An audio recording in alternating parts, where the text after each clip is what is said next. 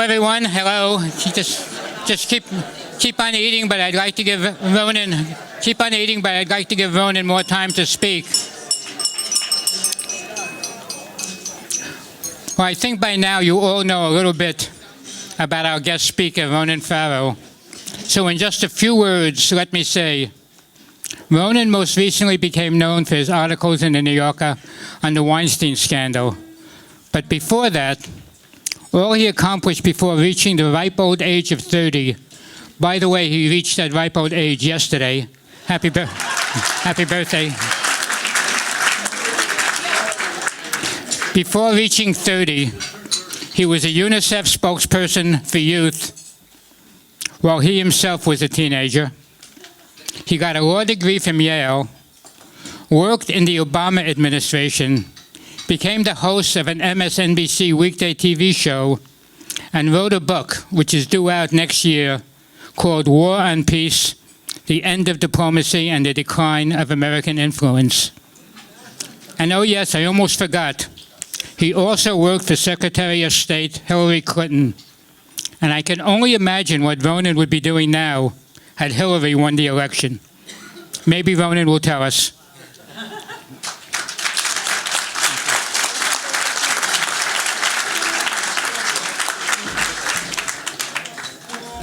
Thank you, Bernie. It's true, it was my birthday yesterday, and a colleague said to me as I was leaving the office, oh, what are you doing? You got something planned with the cool kids? And I reflected on this event, and I said, yes, I do.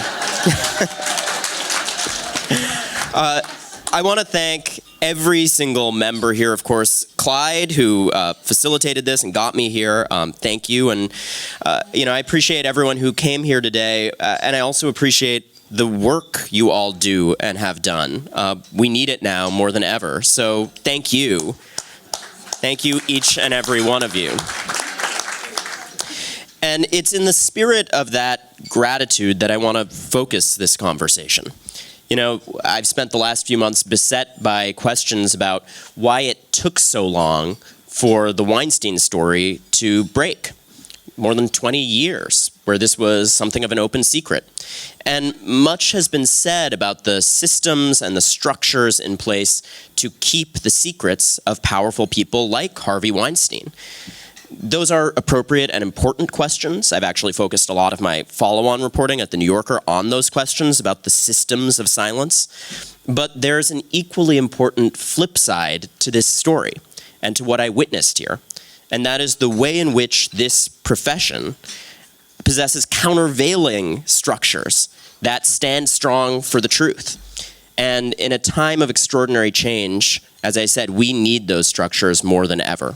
And I emerge from this reporting process with more faith in them than ever.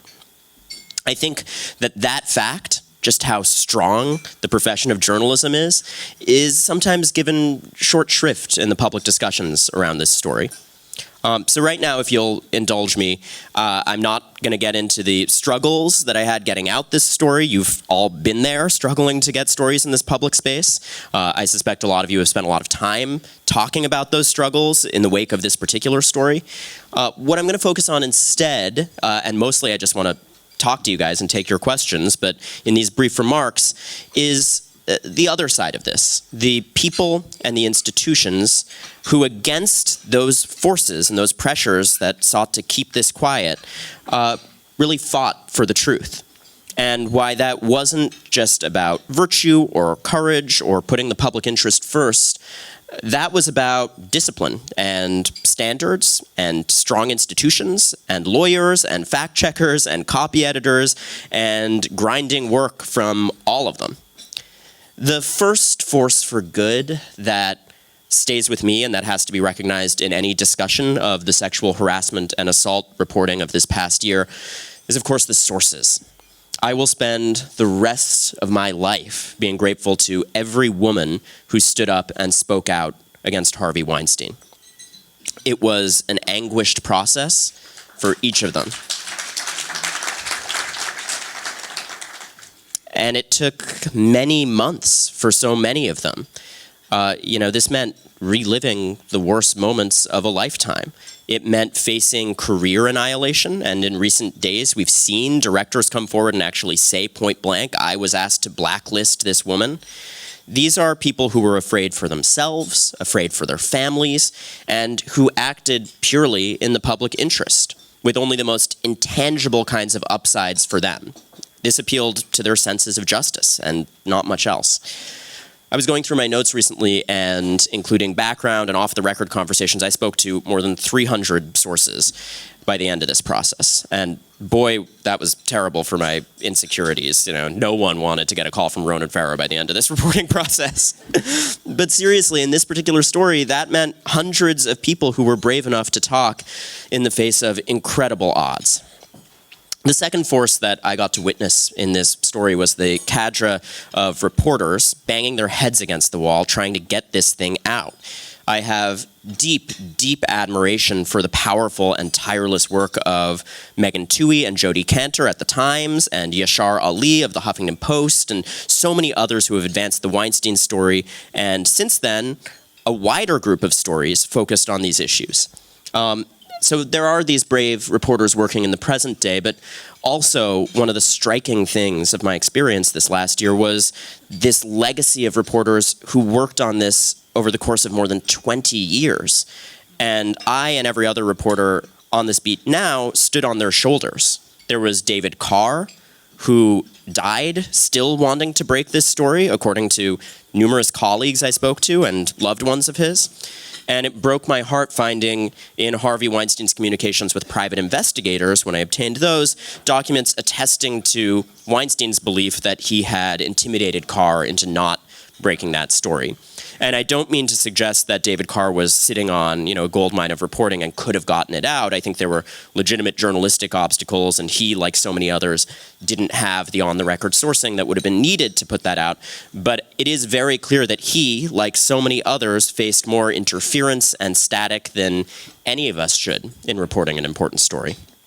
Many of those journalists who worked on this in the past years, I have to commend not just for their journalism, but also for their equally extraordinary generosity. Most recently, Ben Wallace of New York Magazine came very close to breaking this, and he was followed and had fake sources planted to try to deceive him, and had private investigators smearing him and his editors. He had his ex-wife psychologically profiled to try to get leverage on him. He shared every source that he could, and it would have been easy for him to sit on that for himself. He just wanted to see the truth come out.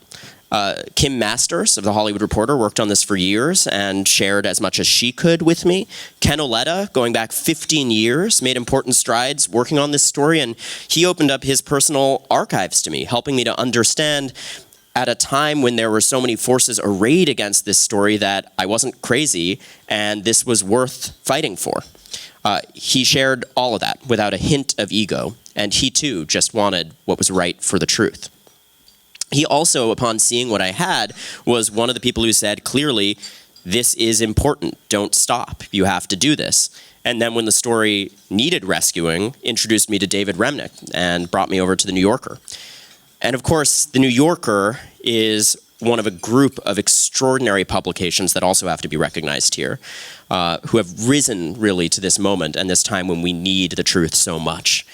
Going in and playing for David Remnick and my editor at The New Yorker, Deirdre Foley Mendelsohn, an audio tape that I had obtained from an NYPD sting operation in which Weinstein admitted to an assault, was a make or break moment that will always stay with me. I had played this tape for journalist after journalist, and everyone had the same reaction that eventually the rest of the country had, which was that it was incredibly upsetting to hear, and also that it was a very clear indicator that this needed to be made public, that there was material evidence here that shouldn't be suppressed. But of course, as we've all encountered in our work, there are also, executives and corporate lawyers and a whole other category of people who sometimes can have a very different reaction to that kind of evidence and can be scared by it. And so playing that tape for David Remnick and the editors at The New Yorker and waiting with bated breath for a reaction was a big moment for this story. And hearing David, with his incredible, serene equipoise, sort of lean back and say, okay, let's do this, was a huge moment for the history of reporting on this subject, and may well have changed the course of history on the reporting that's happened on this subject. This was also, of course, bigger than any one individual. We depend on people, men and women of integrity, like David Remnick, but they can't be alone for this kind of truth to get out. The extraordinary experience of working at The New Yorker was about an institutional culture, too, that is present at, I believe, many of our great publications right now, alive and well. What I saw there was a set of rules and structures and customs held up by a large group of people, many of whom you will all know. There were extraordinary editors, Deirdre, I just mentioned, but also David Rode, of course, a longtime veteran reporter whose work I have admired for years. There were tireless editorial fights and judgment calls and long nights put in, and always those people were committed to making sure the truth saw the light of day. There was the New Yorker's general counsel, Fabio Bertoni, and I'm an attorney, as you just heard, and much of this experience really made me despair at the role media lawyers can play in slowing and interfering with reporting. Probably that's familiar to many. I see a lot of nods around this room, but it's also important to note that there's another side of media lawyering, that these stories need and can benefit from brave lawyers who will help insulate and stand up for stories. And Fabio embodied the very best role that a lawyer can play in securing and empowering a piece of reporting. And of course, as I mentioned, so many others, the fact checkers, the copy editors, everyone who pulled long hours and gave up their social lives to make sure a story got out. It really does take a community of people to break a story like this. When I got threatened with a lawsuit in the midst of reporting this, it was like a scene from Harry Potter, and I know I'm dating myself here, where an invitation to wizard school floods through the fireplaces and the windows and every opening of the house, and that's very much what it was like when Charles Harder came after me. My agents got copy after copy of legal demands letters, and I'd had people throw those legal demand letters in my face and use them as grounds to back down. And then to have David Remnick say, we're hiring you a lawyer. And to have Fabio Bertoni write a response to those lawyers that were coming after me and say, we find these attacks on our reporter to be repugnant and without merit, was a relief personally and, for my mom and anyone who cared about me, but also a relief for my faith in our profession. And none of this was about activism. This wasn't about even believing the victim. This was about hearing the victim. This was about scrutinizing the claims of victims and taking them seriously. It was very much about caution. And at numerous points, this was also about not falling into the pitfalls, about being skeptical enough to avoid plants and fakes, which we all face these days. You saw what happened with Project Veritas and the Washington Post. And by and large, I really feel that's a great example. Our profession has been excellent at ferreting out those fakes and understanding that you can still maintain a place in which allegations of this type are heard while being careful. In an era defined by mistrust, some of it earned, some of it generated for partisan purpose, one of the things that I think has been heartening about all of this is that even against a headwind of changing consumption habits, of ad dollars carved up by monopolies amongst tech companies, of addled, furious, partisan readers and consumers, we have seen a kind of rearguard action for the truth right now. And journalistic institutions, many of them represented in this room, are reassorting all of the core reasons that they exist. And I, in working with The New Yorker, really got to see firsthand the importance of the values and the virtues that we all stand for. I feel incredibly honored to stand before you today. I haven't given a bunch of speeches about this. I wanted to come here and talk to you because I have so much respect for your work. And I'm also very much aware that I'm a journalist at the beginning of my career and that I'm standing here not because I had a story, but because of the people and places willing to tell stories like this. So I'm grateful to them, and I'm very grateful to you. And I look forward to taking a few questions.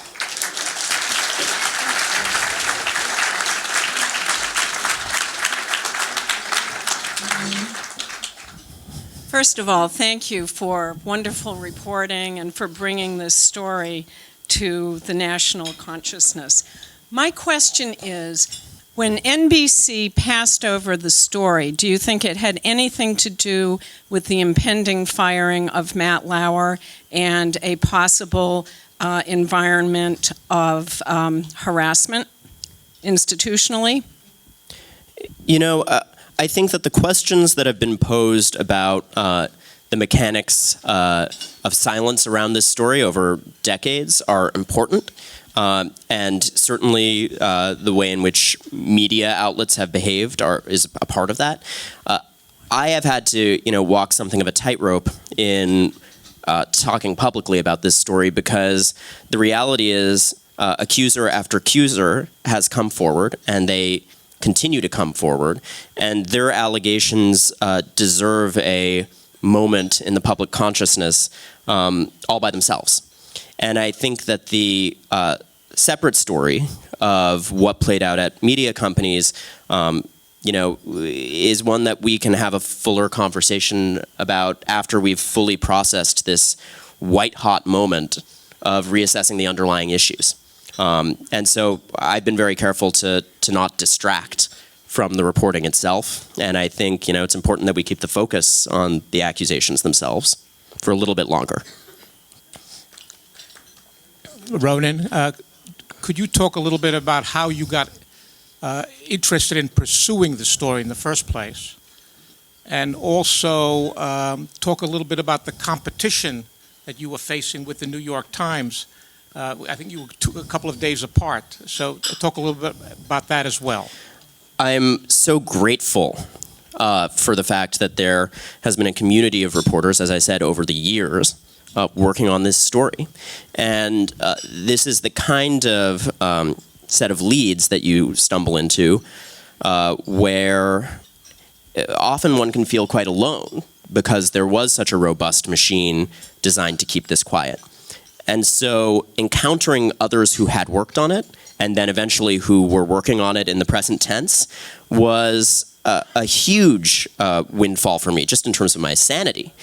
It made me feel much less alone, and I think the critical mass of two major outlets tackling this only helped the trajectory of this.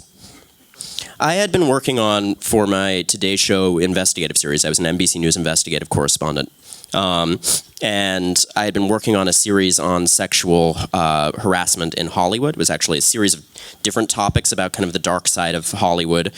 And I had already done some reporting on those issues, and I saw that there was a deep vein of conversation waiting to happen on that, and I wanted to do more. And in the course of the organizing of that series of stories, we had a conversation internally about the fact that Rose McGowan had tweeted about Harvey Weinstein, not naming him, but implicitly.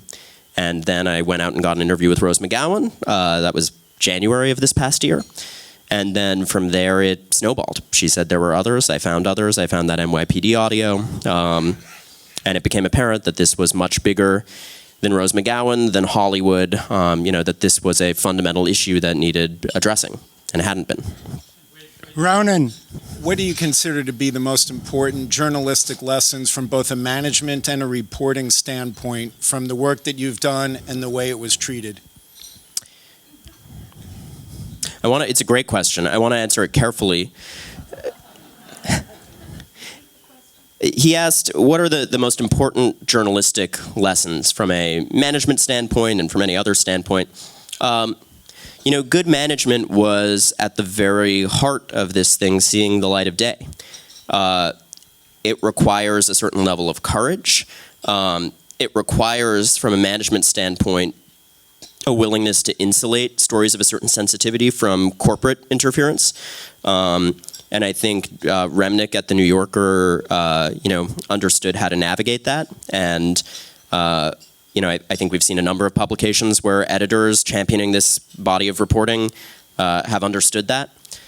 I also reflect on the quality of people involved and their personal integrity. I mean, This is both systems and it's individuals. And I don't know if you all saw Greg Wiener, the political scientist, wrote an op-ed in the Times maybe a week or two ago.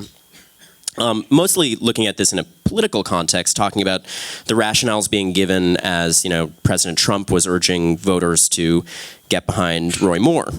And his thesis was sort of that in politics we have abandoned the concept of personal integrity, and that voters now decouple their understanding of what a statesman should be from the idea of personal integrity, that it's much more of, championing a party.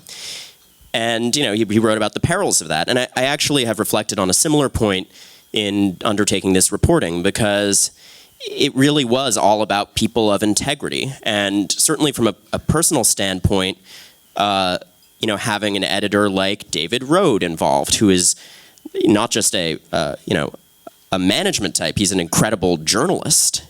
Having people like that at every step of a chain of command is an incredible boon for reporters. So, it's a lot of factors, many of which I just talked about. But it's the people and it's the systems and it's defending the reporting. Hi, Ronan. Thanks for coming. Thank you. Listen, I'm appreciating your youth and everything, and I have a nephew who is just going into going to study journalism. But my question to you is, what did you encounter with the chaos that's involved with journalism in the U.S. today, with the millions of different kinds of outlets and sources and, podcasts and things like that, and the diminution of newspapers? And all of us came through it when it was pretty solid and not hard to get a job and all that. But also, we created the standards that are now disappearing. And I'd like your impressions. You've just, hit the beach on this kind of thing, and you had to survive and do all this. And I'd love to have your reflection on that. That too is a great question. I actually think predominantly it cuts the other way in my mind. I think one of the things that empowered sources to speak about the Weinstein story, despite how scared they were, was this disaggregation of the media landscape that you're talking about. That, 20 years ago, at the height of Harvey Weinstein's power, there really was a world in which publicists working for powerful men had a stranglehold on the narrative. And if you had the resources to buy the right PR team, and then in turn co-opt, it was 3 or 4 outlets. You could do the cover of Time, the cover of Newsweek, get an op-ed in the Times, and maybe you do a 60 Minutes appearance, and that's it. Like, you got the whole media landscape. That can't happen anymore. And I think that that's part of the long arc of history that we've seen that's led to this moment of these stories breaking, that were shrouded in silence for so long. You saw the Cosby allegations talked about on Gawker, that BuzzFeed did incredible work pushing those allegations forward. These are new media outlets that, partly because they didn't have the standards you're talking about, in some cases, I'm not disparaging BuzzFeed there. It's I actually think, though, that the fact that they were willing to do things that were just a little bit against the rules before kind of helped set the foundations for this. So mostly I actually see the changes you're talking about as a boon to the reporting. That said, you're absolutely right to present it as a potential pitfall too, because you see right now a moment where outlets like The Times and The New Yorker have done incredibly careful, rigorously fact-checked work, and so many others, The Washington Post, etc., but also a body of frenzied follow-on discussion that is not always attended by the same caution. So I do think that there is an acute risk of the lack of those standards backfiring and really being damaging to the conversation. So both are true. I think we need old school caution, but also a new school willingness to confront sacred cows, if you will. Another question. Thanks, Ron. Thank you very much for giving us your side of the story of getting the story out. And I appreciate that you wanted to talk about all the support you had. And I'm glad to hear that you're so grateful for what you got and indeed for what you got. But and I also recognize that you wanted to scoot away from the NBC matter a little bit. But I do want to know from the horse's mouth why exactly, as you understand it and saw it happen, why NBC gave up on the story and you had to go to the New Yorker in the first place. Look, it's a room full of tough journalists. I should have expected follow-on questions. What was I thinking? The question was, why are you not answering the NBC questions? Look, it's not just a line. I really do feel very committed to keeping the focus on the women who came forward in this story. And they deserve a moment where the narrative is about them.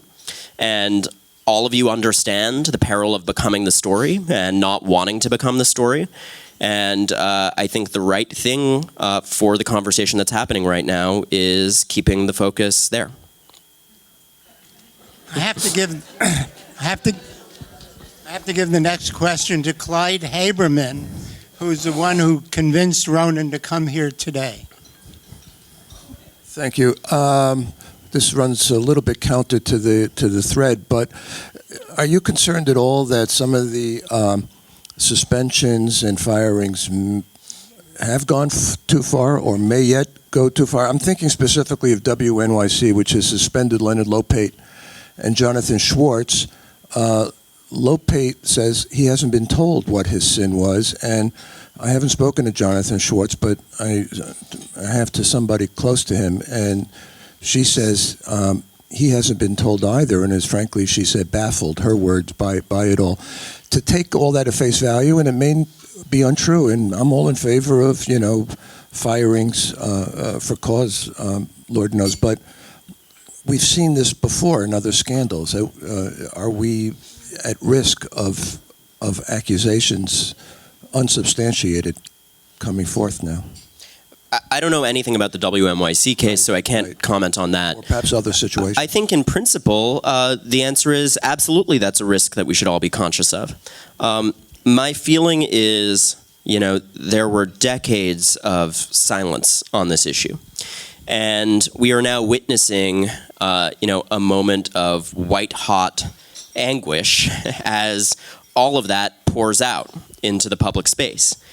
And of course, there will be casualties in the process in terms of the caution with which we proceed in assessing each and every one of the very different allegations emerging against very different people. And in a perfect world, everyone involved in the press is careful enough to suss out how serious each potential charge is and to, met out the reporting accordingly. And to caveat things and as I said, exercise caution where it's needed. But there's no way of guaranteeing that during this current moment. So I do think that my feeling in general is this is a net benefit to our society, and that all of the people, men and women, pouring forward and saying "Me Too," deserve this moment to be heard. And I think you're right to say that we all have to be conscious of the risk of the pendulum swinging too far, but also that in general, this is a very positive set of developments. And I also feel fairly confident that as with so many moments of seismic cultural change of this kind, we will reach a point of equilibrium eventually. I think that this is a moment of turmoil and chaos culturally on this point, and it will pass. Ronan, I found a very activist table. We got 3 questions from this table. I want to pick up on your turn of phrase, fact check, and pick up on these women deserve to be heard. As I recall, the New Yorker, they used to red dot everything. Every word in the New Yorker had a red dot, which meant it is factually correct. How do you fact check a story that, the only way to describe it is she said, he said. You can't go to the library and find a big clip file. I mean, I know there's no such thing as a clip file anymore, but How do you do it? I don't agree with that assessment that it is he said, she said. The question was, how do a very good and fair question. How do you fact check allegations of this kind that clearly so often happen behind closed doors? That said, there are ways legally when these kinds of disputes play out in courtrooms, but also repertorially when you're tackling a story of this type to suss out and corroborate claims. And there's a number of techniques we have all used in doing that. You find as many prompt outcry witnesses is the legal term that's sometimes used as possible. Who saw this person emerging from a room and when? And if this was 20 years ago, were the details this person was reciting at the time the same as the details they're saying now?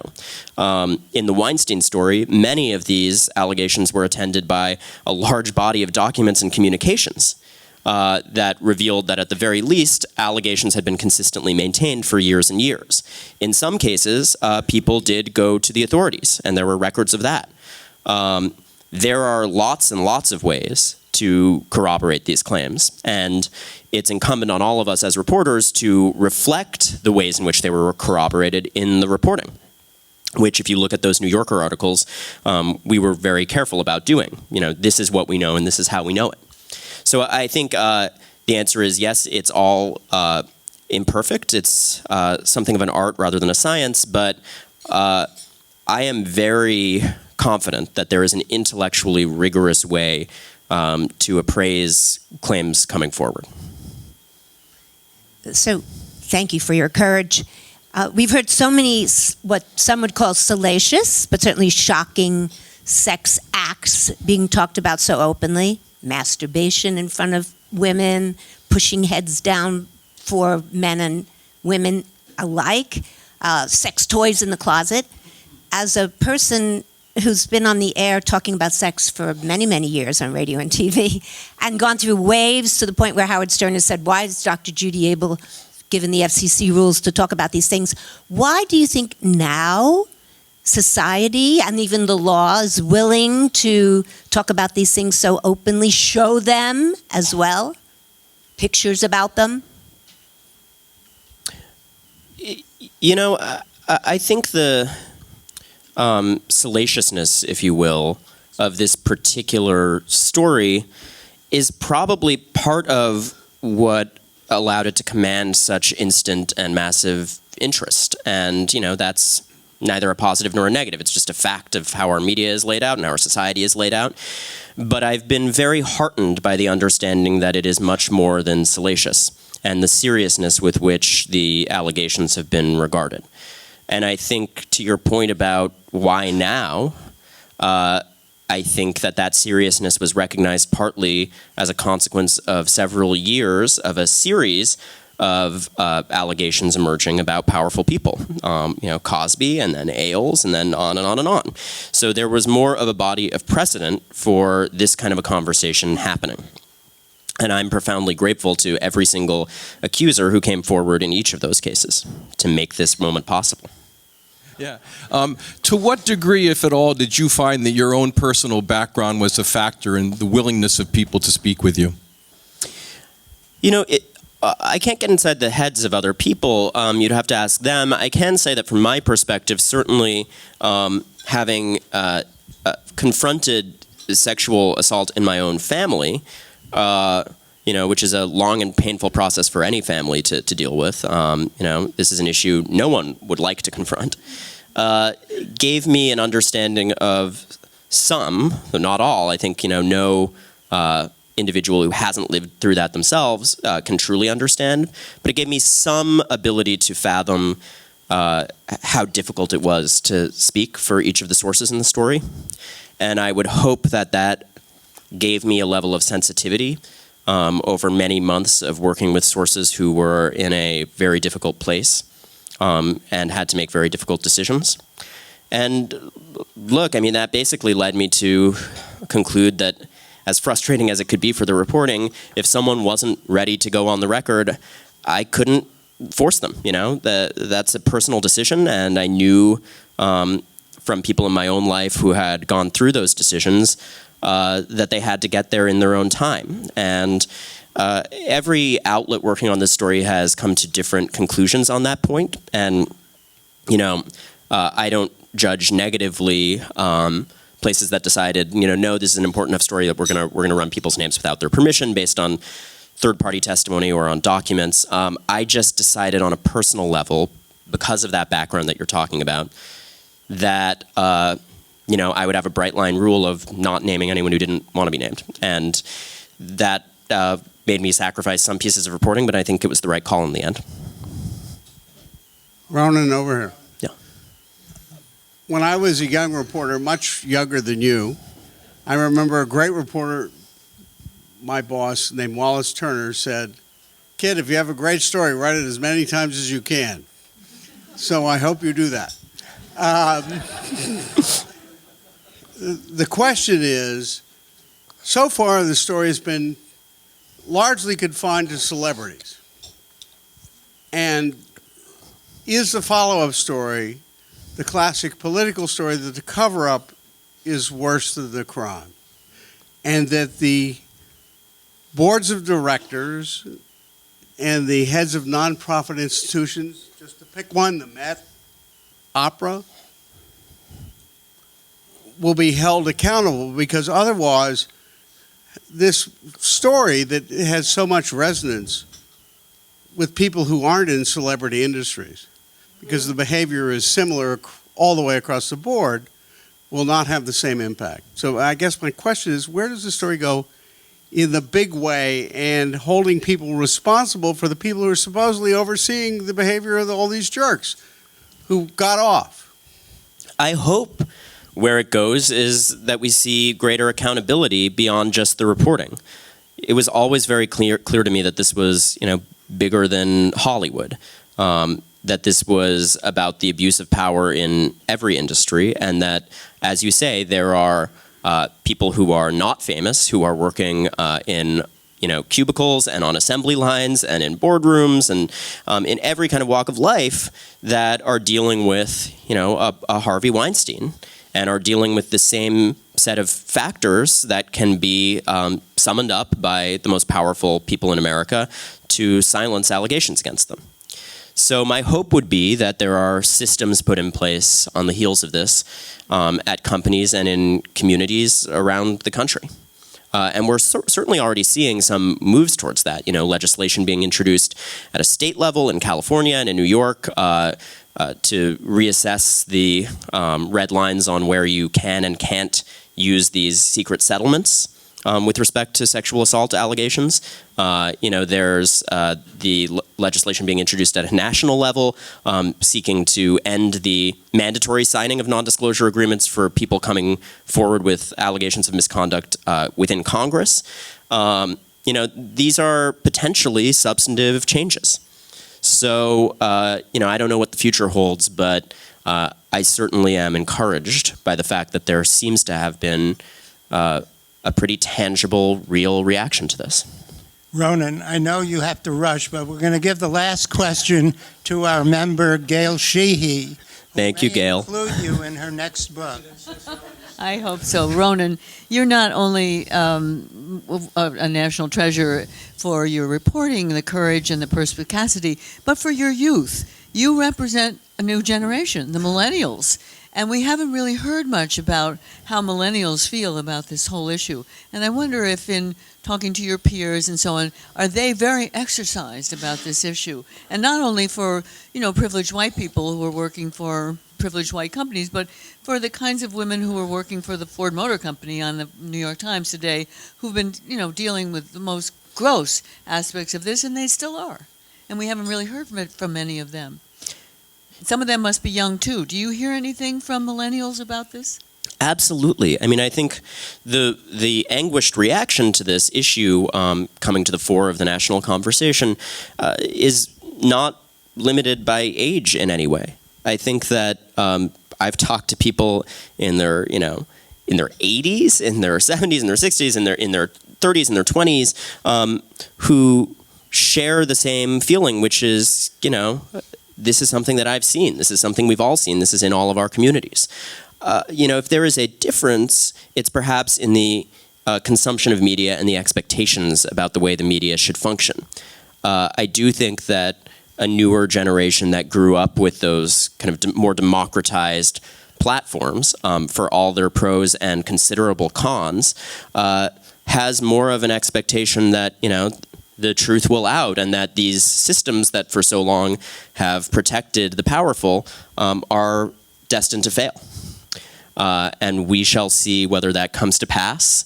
And, I think that there have been a lot of reporters, some of them younger than me, that have picked up the baton of this and give me great hope for what the future holds repertorially.